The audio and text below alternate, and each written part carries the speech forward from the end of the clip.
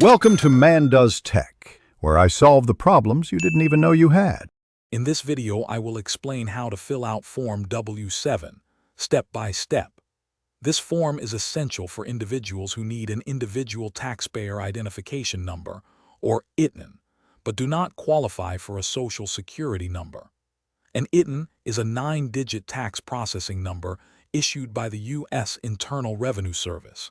It allows you to meet U.S. tax obligations, such as filing federal tax returns, even if you are not eligible for an SSN.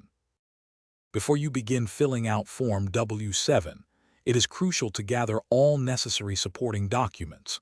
You will need to provide original documents or certified copies from the issuing agency to prove your foreign status and identity. A foreign passport is the most common and preferred document, as it satisfies both requirements.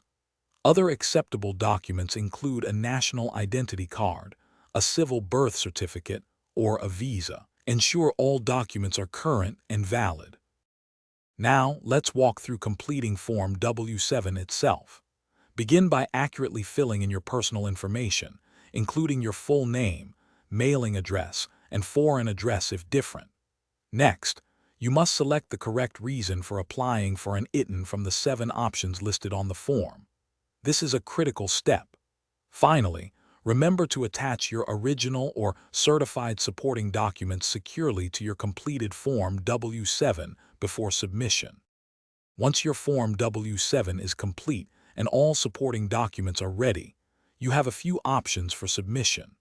The most common method is to mail your completed Form W-7, along with your original supporting documents and your federal income tax return, to the IRS address provided in the instructions.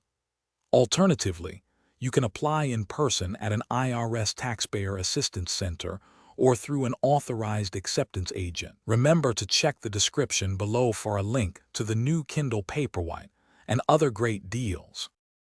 Thanks for watching. If you found this helpful, don't forget to like and subscribe.